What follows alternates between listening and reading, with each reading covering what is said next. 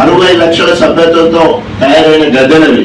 మొత్తం ఒక గద్దె అంటే అది నేషనల్ క్రైమ్ రికార్డ్స్ నివేదికలను ఉటంకిస్తూ ఆంధ్రప్రదేశ్లో దాడులు అఘాయిత్యాలు అత్యధికంగా జరుగుతున్నాయని వైఎస్ఆర్సీపీ నేత మేరుగు నాగార్జున విమర్శించారు.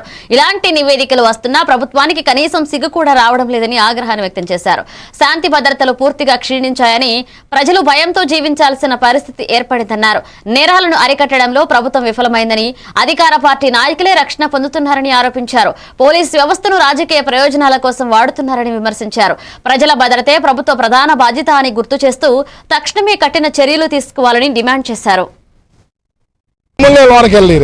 చివరికి ఎల్లి ఏడీజీ గారికి కాగితం ఇవ్వడానికి అవకాశం కల్పించారు. దానికి కారణం పత్రికలు చూశారు ఎంతసేపు ఏం జరిగిందో. నేషనల్ క్రైమ్ రికార్డ్ బ్యూరో ప్రకారం భారతదేశంలో అత్యున్నతంగా ఆంధ్రప్రదేశ్ లో దాడులు అఘాయిత్యాలు అమానుషాలు జరుగుతా ఉన్నాయని వస్తా ఉన్న రిపోర్ట్స్ మీకు చిగ్గు రాలేదంటే ఈ ప్రభుత్వం బాధ్యత వహించాల్సిన అవసరం లేదని అడుగుతా ఉన్నాం. అందుకనే ఈ రోజు మా డిమాండ్ ఒకటే, ఈ రాష్ట్రంలో బాబాసాహెబ్ అంబేద్కర్ గారు రచించిన రాజ్యాంగం అపభాసం అవ్వద్దు, రాజ్యాంగ వ్యవస్థ కూలదోయొద్దు, మీ రెడ్ బుక్ రాజ్యాంగాన్ని నడపద్దు, చట్ట ప్రకారం అకౌంటబిలిటీతో పనిచేయమని ప్రభుత్వాన్ని డిమాండ్ చేస్తా ఉన్నాం. మేము అధికారంలో ఉన్నాం, మా నాయకుడు అధికారంలో పనిచేశాడు. బాబాసాహెబ్ అంబేద్కర్ గారి విగ్రహాన్ని పెడితేనే ఈ రోజు మీ ప్రభుత్వం వచ్చిన తర్వాత దానిని కూడా మరుగున పరచాలని చూస్తా ఉంటే దళితులకు నిలువ నీళ్ళు ఎక్కడ అడుగుతా ఉన్నా.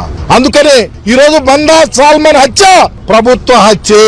తప్పకుండా ఆ కుటుంబాన్ని ఆదుకోవాలా, ₹1 కోటి ఎక్సైజ్ ఇవ్వాలా, 5 ఎకరాలు భూమి ఇవ్వాలా, చట్ట ప్రకారమైన చర్యలు బాధ్యుల మీద చర్య తీసుకోవాలా, సిబిఐ ఎంక్వైరీ చేయాలని చెప్పేసి డిమాండ్ చేస్తా ఉన్నా. లోనకెళ్ళి